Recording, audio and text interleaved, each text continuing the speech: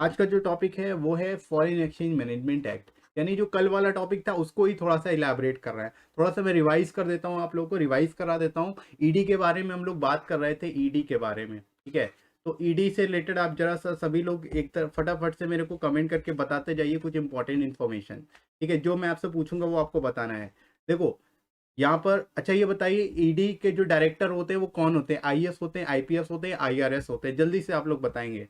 ED के जो director होते हैं वो आईएएस होते हैं, आईपीएस होते हैं या आईआरएस होते हैं? इसके साथ ही साथ फ्रेंड्स आप आईबीएसईआईओ के टीयर 3 के बैच को ज्वाइन कर सकते हो, जो आप सभी के लिए काफ़ी ज़्यादा इंपॉर्टेंट होगा। यहाँ पे आपको mock question, notes and PDFs और साथ ही साथ इंटरव्यू से रिलेटेड सारी इंपॉर्टेंट टिप्स भी मिल जाती है। इंटरव्यू से रिलेटेड आपको करंट और सिक्योरिटी रिलेटेड इश्यूज भी यहाँ पे कवर हो जाएंगे। डेली मॉक क्वेश्चंस भी आपको प्रोवाइड किए जाएंगे प्रैक्टिस के लिए, और इंपॉर्टेंट इंटरव्यू से रिलेटेड जितने भी क्वेश्चंस हैं जो आपसे पूछे जा सकते हैं उनको भी हम लोग यहाँ पे कवर करेंगे। साथ ही साथ आपका जो आपका साइकोमेट्रिक टेस्ट है वो भी यहाँ पे कंडक्ट कराया जाएगा, तो वो भी आपको इस बैच के अंतर्गत मिलेगा। और 25+ आवर्स की आपको लाइव इंटरेक्टिव क्लासेस मिल जाएंगी। आपको डाउट सॉल्विंग सेशन मिल जाता है, आप 24/7 कभी भी डाउट पूछ सकते हो। और साथ ही साथ आपको रिकॉर्डेड वीडियोस भी मिल जाएंगे, वो भी आप रिवीजन कर सकते हैं, राइट। इसके साथ ही साथ गर्ल्स के लिए अलग सेपरेट ग्रुप की सुविधा भी है, और लिमिटेड सीट्स अवेलेबल है, इस वजह से इस बैच को आप जरूर नोट कर लीजिए। राइट फ्रेंड्स, आपको एडिशनल 10% डिस्काउंट भी मिल जाएगा। डिस्काउंट कोड आपको यूज़ करना है SG10, ठीक है। जो आप यूज़ करोगे आपको 10% डिस्काउंट भी मिल जाएगा। इसका लिंक डिस्क्रिप्शन में दिया गया है। ईडी का मतलब क्या? ईडी कौन सी संस्था होती है? इसका काम क्या होता है? इसका मेन काम ब्लैक मनी को कंट्रोल करना है, ब्लैक मनी, ठीक है। अगर कोई भी संपत्ति, कोई ऐसी संपत्ति है जिसको ब्लैक मनी, या कोई ऐसी आपने एसेट बना रखी है जिसकी वजह से आप ब्लैक मनी जनरेट कर रहे हो, तो वहां पे छापा मारने का अधिकार किसके पास है? ईडी के पास है। मतलब ईडी वहां पे छापा मार सकता है। समझ में आ रही है बात सभी को? तो ईडी का मेन काम क्या है? ब्लैक मनी से रिलेटेड जो क्राइम है उनको कंट्रोल करना। अब ईडी का मतलब क्या है? इन्फोर्समेंट डायरेक्टरेट, ठीक है। इन्फोर्समेंट, इन्फोर्समेंट, ठीक है। इन्फोर्समेंट से आपको क्या याद रखना है? ये इन्फोर्स करता है। ये क्या करता है? इन्फोर्स करता है। किसको इन्फोर्स करता है? फेमा को। FEMA and prevention of money laundering act. समझ में आ रही है बात? जस्ट इसको थोड़ा थोड़ा थोड़ा थोड़ा इसको आप कनेक्ट करते जाइए, आपको चीजें याद होने लगेंगी। ईडी किसको, किससे संबंधित है? ब्लैक मनी, या फिर आप कह सकते हो इकोनॉमिक्स जो क्राइम है उनमें भी मेनली ब्लैक मनी से रिलेटेड आप कह सकते हो, क्योंकि ज्यादातर ब्लैक मनी को ही यहाँ पे कंसिडर किया जाता है। ईडी के अंतर्गत ब्लैक मनी का ही सबसे ज्यादा यहाँ पे काम होता है। तो इन्फोर्समेंट डायरेक्टरेट का मेन काम क्या है? इन्फोर्स करना। किसको इन्फोर्स करेगा? फेमा एंड पीएमएलए को, ठीक है। फेमा एक्ट को और पीएमएलओ को, ये अभी हम लोग आज की क्लास में डिस्कस करेंगे। जस्ट आप ओवरव्यू देखते जाइए, ठीक है। अब देखो, आपने समझ लिया कि फेमा और पीएमएलए को ही कंट्रोल करेगा। फेमा आपको पता है फॉरेन एक्सचेंज मैनेजमेंट एक्ट है। फॉरेन एक्सचेंज मैनेजमेंट एक्ट का मतलब क्या है? ये फॉरेन, किसी फॉरेन में मतलब हवाला ट्रांजैक्शन होते हैं, जैसे यहाँ करेंसी का इंटरचेंज किया जा रहा है विदाउट नोइंग गवर्नमेंट की इंफॉर्मेशन के, तो उसको हवाला ट्रांजैक्शन। तो इस तरह से आप याद रखते हो कन्वर्जन का काम। अगर ब्लैक मनी क्या होती है? आप वाइट, उसको ब्लैक से वाइट कर रहे हो या कन्वर्जन कर रहे हो, तो वो सारे किसके अंदर आएंगे? इन्फोर्समेंट डायरेक्टरेट के अंतर्गत आएंगे, ठीक है। समझ में आ रहा है? अब देखो, इन्फोर्स करता है फेमा एंड फीमा। अब जब ब्लैक मनी जनरेट होगी तो उससे क्या होगा? रिवेन्यू कम होगा, सरकार का रिवेन्यू कम होगा। बात समझ में आ रही है? सरकार का रेवेन्यू कम होगा, तो ये किसके अंडर आएगा डायरेक्टली? ये डिपार्टमेंट ऑफ रेवेन्यू के अंतर्गत आ जाएगा। डिपार्टमेंट ऑफ रेवेन्यू, ठीक है। किसके अंडर आता है? डिपार्टमेंट ऑफ रेवेन्यू, क्योंकि ये ब्लैक मनी अगर जनरेट होगी तो उससे गवर्नमेंट का नुकसान होगा, गवर्नमेंट का रेवेन्यू कम होगा, गवर्नमेंट को टैक्सेस नहीं मिलेंगे, है ना। तो आप इससे याद रखो डिपार्टमेंट ऑफ रेवेन्यू। और रेवेन्यू किसके अंतर्गत आता है? मिनिस्ट्री ऑफ फाइनेंस के अंतर्गत आता है। मिनिस्ट्री ऑफ फाइनेंस के अंतर्गत आता है, ठीक है। डिपार्टमेंट याद रखना है, डिपार्टमेंट बहुत ज्यादा पूछे जाते हैं इंटरव्यूज में, सभी लोग ध्यान रखेंगे। याद हो रही है चीजें? कनेक्ट कैसे करोगे? ईडी को अपने ब्लैक मनी से कनेक्ट किया। ईडी कब छापा मारेगा? जब आप ब्लैक मनी जनरेट करोगे, ठीक है। अब इसमें मेन काम क्या होता है? ये इन्फोर्समेंट में इन्फोर्स करता है फेमा और पीएमएलए को, ठीक है। और जब ये फेमा और पीएमएलए से क्राइम रिलेटेड क्राइम होंगे तो ब्लैक मनी जनरेट होगी। ब्लैक मनी जनरेट होगी तो उससे क्या होगा? गवर्नमेंट का रिवेन्यू का लॉस होगा। जब रिवेन्यू का लॉस होगा तो डिपार्टमेंट ऑफ रेवेन्यू के अंदर है, और ये किसके अंडर आएगा, डिपार्टमेंट ऑफ रिवेन्यू अगर है तो फाइनेंस कम हो जाएगा, यानी फाइनेंस मिनिस्ट्री के अंतर्गत आएगा। तो ये आप इतना यहाँ पे माइंड मैप बना लो इसका सीधे सीधे, ठीक है। अब एक चीज इसमें ध्यान रखनी है, अब ईडी जो बना था वो 1956 में बना था, 1956 में इसकी स्थापना की गई थी, समझ में आ रही है बात।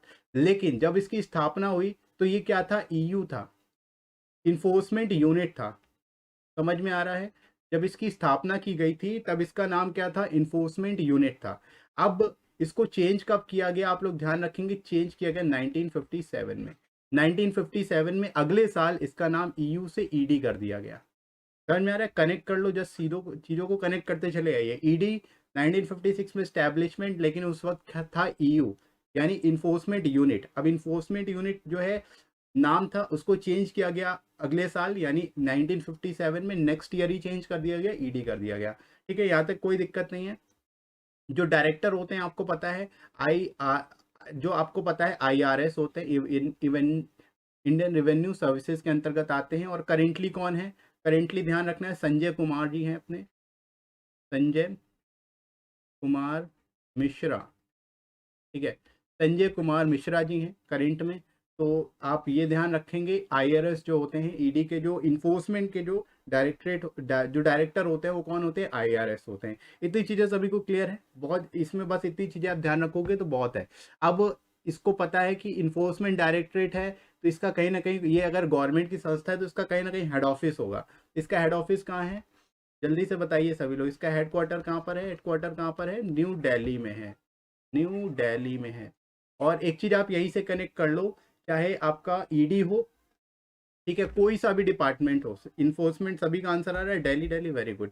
एक चीज और आप यहाँ पे कनेक्ट कर लो, चाहे आपका IB हो, चाहे आपका CBI हो, चाहे आपका रॉ हो, ठीक है, चाहे आपका ईडी हो, इन सब के डायरेक्ट जो यहाँ पे हेडक्वार्टर है, हेडक्वार्टर जो है वो न्यू दिल्ली में है, ठीक है, न्यू दिल्ली में। डायरेक्टली आप इसको लिंक कर लो, आपस में कुछ भी पूछा जाए आप डायरेक्टली बता सकते हो, न्यू दिल्ली में, ठीक है।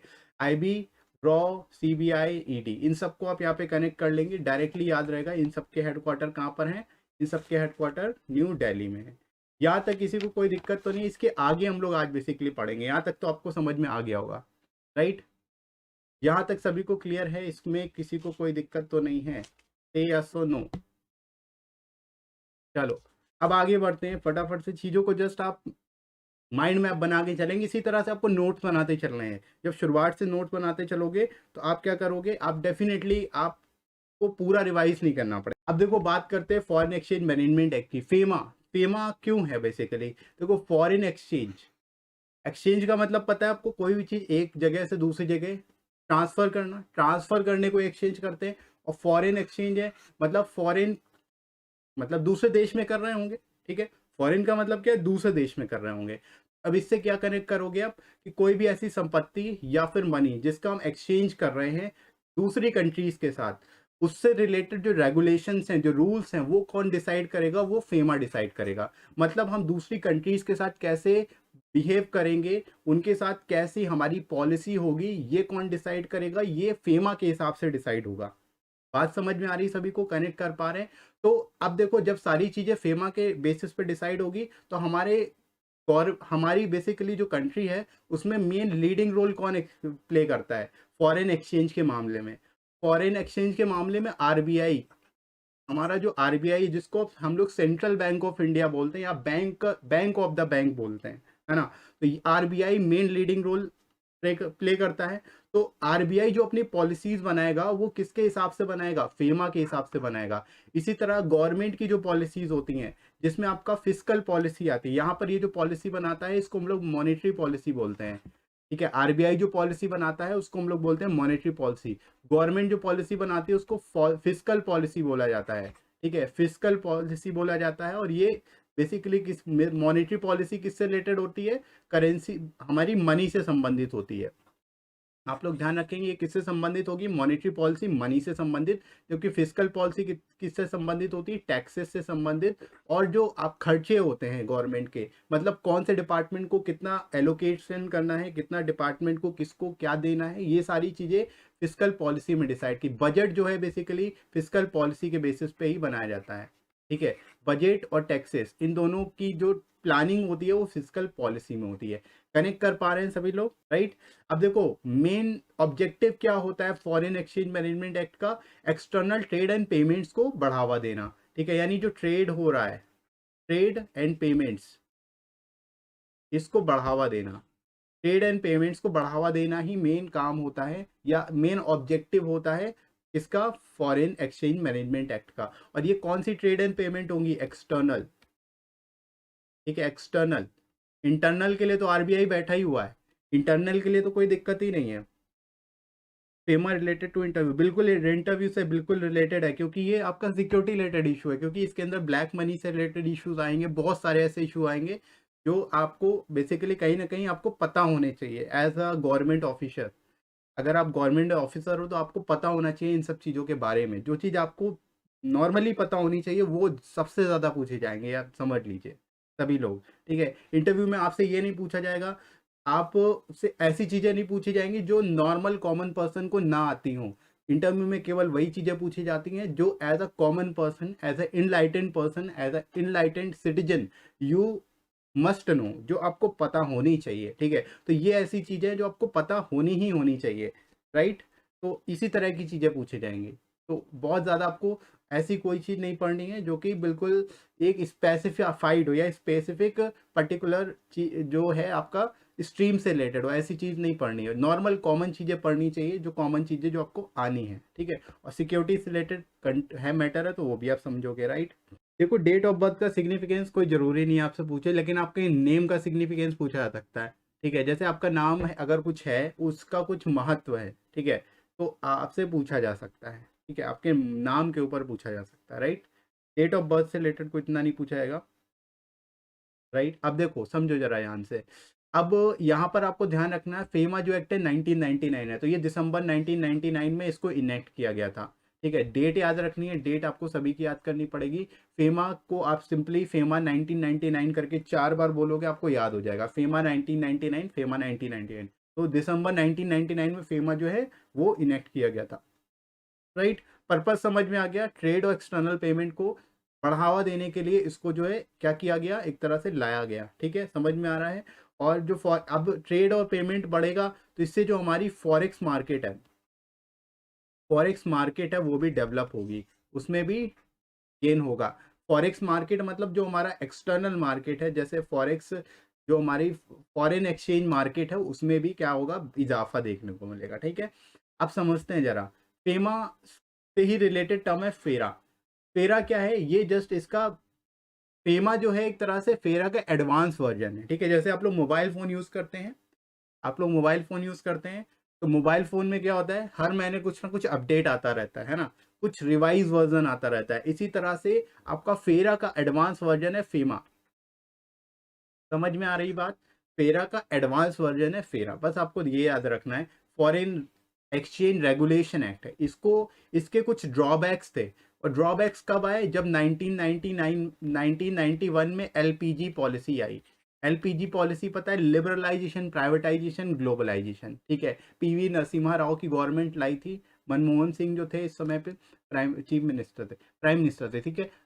प्राइम मिनिस्टर नरसिम्हा राव थे, ठीक है। तो यहाँ पे एलपीजी यानी लिबरलाइजेशन जब लाया गया था तो उस टाइम पर पेरा से रिलेटेड कुछ लूप होल्स होने लगे थे, ये ड्रॉबैक्स इसके कुछ आ गए थे। तो इन ड्रॉबैक्स को दूर करने के लिए फेमा को क्या किया गया, इनेक्ट कर दिया गया, इसको रिप्लेस कर दिया गया इसीलिए, राइट?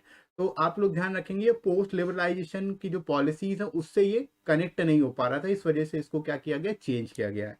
यहाँ तक समझ में आ गया? हाँ, फाइनेंस मिनिस्टर थे मनमोहन सिंह जो थे, फाइनेंस मिनिस्टर थे, और चीफ मिनिस्टर हमारे पीवी नरसिम्हा राव जी थे, राइट? यहाँ तक चीज़ें समझ आ रही हैं? Very good. अब कुछ फीचर्स समझ लेते हैं। अब हर चीज़ के कुछ फीचर्स होते हैं, आपसे पूछा जाएगा what are the features of FEMA, या what are the working of FEMA, या इस तरह से क्वेश्चन पूछे जाएंगे कि फेमा का मेन पर्पस क्या है, ऑब्जेक्टिव क्या है, फीचर क्या है। ये सारी चीज़ें लगभग सेम ही है, तो आप बता सकते हो सिंपली। तो यहाँ पर अब आपको पता है ये फॉरेन एक्सचेंज से संबंधित होगी सारी चीज़ें, तो यहाँ पे क्या कर सकते हो, आपको पता है ये सेंट्रल गवर्नमेंट को पावर देगी ताकि वो फ्लो ऑफ पेमेंट को कंट्रोल कर सके। अब फ्लो ऑफ पेमेंट को कैसे कंट्रोल करेगा, जो फ्लो ऑफ पेमेंट है वो कैसे कंट्रोल होगा, एक तो इनवर्ड होगा, एक आउटवर्ड होगा, ठीक है। मतलब हमारी कंट्री में या कंट्री के बाहर दो तरह से तो दो तरह से होंगी चीज़ें कि या तो हमारे पास फॉरेक्स रिजर्व, फॉरेक्स कैसे आता है, जब बाहर से रेमिटेंस भेजी जाती है, मतलब कुछ हमारे भारतीय लोग जो बाहर विदेशों में जॉब कर रहे हैं वो पैसा भारत भेजते हैं, ठीक है। तो अगर कोई पर्सन इंडिया में रह रहा है या इंडिया के बाहर रह रहा है, उसको पैसा कहीं बाहर से मिल रहा है, तो उसको रेगुलेट कौन करेगा, उसकी पॉलिसी कौन बनाएगा, उसको रेगुलेट करने का काम, रेगुलेट करने में गवर्नमेंट को मदद कौन करता है, फेमा करता है। समझ में आ रहा है, राइट। फॉरेन अगर करेंसी आ रही है तो उसको रेगुलेट किसके बेसिस पे किया जाएगा, फेमा के बेसिस पे किया जाएगा, यानी सेंट्रल गवर्नमेंट फेमा के बेसिस पे उसको रेगुलेट करती है, right. Reason behind failure of FERA, ठीक है। सत्यम जी मैंने बताया ना, जो आपका 1991 में एलपीजी पॉलिसी आई थी, तो उसके हिसाब से एडजस्टेड नहीं थी फेरा। फेरा जो है उसमें बहुत सारे लूप होल्स आ चुके थे, मतलब वो पोस्ट लिबरलाइजेशन के अकॉर्डिंग वो बिल्कुल भी फिट नहीं बैठ रही थी, इसी वजह से यही इसका ड्रॉबैक था, इसकी वजह से जो है इसको रिप्लेस किया गया, right. Are you getting my point sir? rather than reading theoretical think point of view you can explain how FERA is important for internal security। भूमिका जी वो सारी चीज़ें आपको तभी पता चलेगी जब आप इसके पॉइंट्स को जानोगे, ठीक है। जब तक आप उसको जानोगे नहीं तब तक नहीं समझ में आएगा, राइट। सारी चीज़ें एक साथ आप चीज़ें नहीं सीख सकते, आपको थोड़ा सा एक स्टेप बाई स्टेप चलना पड़ेगा। तो first you have to understand what a particular thing is, then you can move to the advance level, ठीक है। क्लियर है सभी को यहाँ तक? चलो अब देखो, जितने भी फॉरेन सिक्योरिटीज से रिलेटेड, फॉरेन एक्सचेंज से रिलेटेड जो ट्रांजेक्शन्स हैं वो विदाउट फेरा करे ही नहीं जा सकते, राइट। विदाउट फेरा आप उसको कर ही नहीं सकते, विदाउट फेमा या फेमा कह रहा हूँ, फेरा, ठीक है। फेरा या फेमा को जो भी कहिए, फेमा बेसिकली आपको याद रखना है, फॉरेन एक्सचेंज मैनेजमेंट एक्ट। तो फेमा के बिना जो है जितने भी फाइनेंशियल ट्रांजेक्शन जो कि फॉरेन सिक्योरिटी या फॉरेन एक्सचेंज से रिलेटेड है वो इसके बिना होंगे ही नहीं। इसके अलावा आरबीआई जो क्या करेगा, ये रिस्ट्रिक्शन लगा सकता है उन ट्रांजेक्शन में जो कैपिटल अकाउंट से रिलेटेड होंगे, जो कि ऑथराइज पर्सन द्वारा भी किए गए हैं, तो ठीक है। अब ये क्या होता है, कैपिटल अकाउंट क्या होता है, जब आप लोग पढ़ोगे बैलेंस ऑफ पेमेंट, ठीक है। बैलेंस ऑफ पेमेंट के अंदर दो तरह के अकाउंट होते हैं, एक आपका करेंट अकाउंट होता है, एक आपका कैपिटल अकाउंट होता है, ठीक है। इसको हम लोग डिटेल में डिस्कस करेंगे बैलेंस ऑफ पेमेंट सेक्शन में, अभी हम लोग आगे डिस्कस करेंगे। इसी तरह बैलेंस ऑफ ट्रेड भी होता है, ठीक है। बैलेंस ऑफ ट्रेड और बैलेंस ऑफ पेमेंट ये इंटरनेशनल पेमेंट से रिलेटेड है, इन सभी को हम लोग बाद में डिस्कस करेंगे। पहले हम लोग फेमा जो हम लोग पढ़ रहे हैं उस पर फोकस करना है, ठीक है। तो आरबीआई क्या कर सकता है, रिस्ट्रिक्शन लगा सकता है कैपिटल अकाउंट पर, जो कि किसी भी ऑथराइज पर्सन द्वारा अगर ऑथराइज किए गए हैं तो भी, राइट। ये आप ध्यान रखेंगे। इसके अलावा आपको ध्यान रखना, कोई भी व्यक्ति जो इंडिया में रह रहा है, ठीक है, वो foreign exchange, foreign security transaction कर सकता है, या कोई भी मूवेबल या इमूवेबल प्रॉपर्टी एक्सेस कर सकता है फॉरेन कंट्री में, किसकी वजह से, इसी फेमा की वजह से, ठीक है। तो यहाँ पे सिंपल सी 4-5 पॉइंट है जो आपको ध्यान रखने हैं। पहली चीज, जो पेमेंट्स हैं, इंटरनेशनल पेमेंट्स हैं या फिर जो आपकी ट्रेड है उसको फैसिलिटेट करने के लिए फेमा का अहम रोल होता है। इसके अलावा आरबीआई जो रिस्ट्रिक्शन लगा सकता है फेमा के बेसिस पे किसी भी इंटरनेशनल ट्रांजैक्शन पे। समझ में आ रही है बात? इसके अलावा कोई भी व्यक्ति जो इंडिया में रह रहा है वो फॉरेन कंट्री में कोई भी एसेट परचेज कर सकता है, कोई भी मूवेबल या अनमूवेबल प्रॉपर्टी परचेज कर सकता है, या फॉरेन ट्रांजैक्शन कर सकता है। ये किसकी वजह से पॉसिबल है? फेमा की वजह से ही पॉसिबल है, right. Are you getting my point? यहाँ तक सबको क्लियर है सारी बातें, कोई दिक्कत तो नहीं किसी को यहाँ तक? Then moving to the next slide. यहाँ तक किसी को कोई प्रॉब्लम नहीं है? अगर कोई प्रॉब्लम नहीं है से नो, सभी लोग एक बार कमेंट करिए फटाफट से no if there is no problem at all. चलिए आगे मूव करते हैं। नेक्स्ट आता है आपका प्रिवेंशन ऑफ मनी लॉन्ड्रिंग। देखो फेमा में इतना ही पढ़ना है, बहुत ज़्यादा नहीं पढ़ना, ठीक है। इसमें बहुत डिटेल में जाने की जरूरत नहीं है, जो आपके इंटरव्यू से रिलेटेड चीज़ें बस उस पर ही हम लोग फोकस करेंगे। तो जितनी चीज़ें मैं आपको यहाँ पे बताते चल रहा हूँ ना, उन पे जस्ट आप फोकस करोगे ना, तो जस्ट उतना ही कर देने से आप सफिशिएंटली आपके पास नॉलेज होगी। आपसे इन डेप्थ भी अगर इंटरव्यूअर्स पूछेंगे आप बता पाओगे चीज़ों को, इसी वजह से थोड़ा सा डिटेल में पढ़ रहे हैं हम लोग, और कोई बात नहीं है ना। चलो आगे बढ़ते हैं, पीएमएलए की बात करते हैं, prevention of money laundering act. अब इसमें ध्यान रखना है ये 2002 का एक्ट है, लेकिन इसको इन्फोर्स किया गया था 2005 में, 2005 में इसको इन्फोर्स किया गया, लेकिन ये इनेक्ट कर दिया गया था। लॉ जो है पास हो गया था 2002 में, लेकिन लागू किया गया था 2005 में, ठीक है। इसके अलावा इसका मेन ऑब्जेक्टिव क्या होता है? Fight money laundering. जो मनी लॉन्ड्रिंग है उसको बेसिकली उससे फाइट करना, यही प्रिवेंशन ऑफ मनी, नाम में ही आपको है prevention of money laundering act. इसका मतलब मनी लॉन्ड्रिंग का मतलब क्या है? लॉन्ड्री क्या होती है? आपने लॉन्ड्री सुनी होगी। लॉन्ड्री का मतलब क्या होता है? जहाँ पे आप गंदे कपड़े डालते हो और फिर वहां से आपको साफ कपड़े मिल जाते हैं। मतलब जहाँ पे आपके गंदे कपड़े होते हैं तो लॉन्ड्री वाले को आप दे देते हो और फिर वो आपको साफ कपड़े दे देता है। तो उसी तरह से LPG policy full form, LPG liberalisation, privatisation and globalisation, LPG. Ankit Gautam, ठीक है। Liberalisation, privatisation, globalisation, right. LPG, यही आपका एलपीजी है, ठीक है। लिक्विड पेट्रोलियम गैस नहीं है ये, ध्यान रखिएगा आप लोग। लिक्विड पेट्रोलियम गैस बता के चले आओ। चलो, देखो यहाँ पर सिंपली मनी लॉन्ड्रिंग समझ में आ गई। यहाँ को इसका क्या प्रोसेस होता है? ब्लैक मनी को व्हाइट में कन्वर्ट करना ही मनी लॉन्ड्रिंग कहलाता है। तो मेन ऑब्जेक्टिव यही है कि ब्लैक मनी को व्हाइट में ना कन्वर्ट करें या उसको रोकना ही, उससे फाइट करना ही यहाँ पे ऑब्जेक्टिव है पीएमएलए का, राइट। अब देखो इसकी वजह से क्या है, गवर्नमेंट ऑथराइज कर सकती है confiscate property asset earn from illegal sources and through money laundering. यानी अगर मनी लॉन्ड्रिंग के थ्रू कोई एसेट बनाई गई है तो उसको सीज कर सकने का अधिकार जो है वो गवर्नमेंट के पास है। किस एक्ट के द्वारा? पीएमएलए के द्वारा। यानी पीएमएल के एक्ट के अकॉर्डिंग जो है उस एसेट को क्या किया जाएगा? सीज किया जा सकता है, राइट। गवर्नमेंट अपने उसको सीज कर देगी, उस प्रॉपर्टी को जब्त कर लेगी, आपसे ले लेगी, आपसे उपयोग नहीं करने, आपको उपयोग नहीं करने देगी, राइट। इसके बाद देखो इसके ऑब्जेक्टिव्स की बात कर लेते हैं। मेन ऑब्जेक्टिव क्या होते हैं? मनी लॉन्ड्रिंग को बेसिकली रोकना ही इसका सबसे बड़ा ऑब्जेक्टिव है। मेन ऑब्जेक्टिव अगर आपसे पूछा है what is the main objective of PMLA, then you can say the main objective is to prevent money laundering, ठीक है। मनी लॉन्ड्रिंग को प्रिवेंट करना ही मेन ऑब्जेक्टिव होता है पीएमएलए का। अब देखो इसके साथ ही साथ मनी को कैसे चैनलाइज किया जा रहा है। मतलब आपके पास ब्लैक मनी है, आप उसको चैनलाइज कर रहे हो अलग अलग सोर्सेस में। चैनलाइज करने का मतलब क्या है? आपने कुछ डोनेशन में पैसा दिखा दिया, कुछ अपने बिजनेस में लगा दिया, कुछ पैसा आपने चैरिटी कर दी, ठीक है। तो इस तरह से आप क्या कर रहे हो? उसको चैनलाइज कर रहे हो। तो ये भी एक तरह का इकोनॉमिक क्राइम कंसिडर किया जाता है और इलीगल एक्टिविटी कंसिडर की जाती है। तो इसको भी, इससे भी लड़ना, बेसिकली इसको कॉम्बैट करना भी क्या होता है? बेसिकली पीएमएलए के अंदर है। अब सिंपल सा है, मनी लॉन्ड्रिंग से रिलेटेड जितने भी एस्पेक्ट है वो सब इसके अंदर आ जाएंगे, ठीक है। बस आपको याद रखना है। इसके अलावा confiscation of property derive from involve in money laundering. Money laundering से कोई प्रॉपर्टी अगर आपने अर्जित की है तो उसको कॉन्फिस्केट यानी जब्त किया जाएगा। इसके अलावा any other matter connected with incidental to act of, किसी भी तरह का कोई भी मैटर होगा जो मनी लॉन्ड्रिंग से संबंधित है तो वो किसके अंडर आएगा? पीएमएलए के अंडर आएगा, राइट। सबको समझ में आ रही है बात?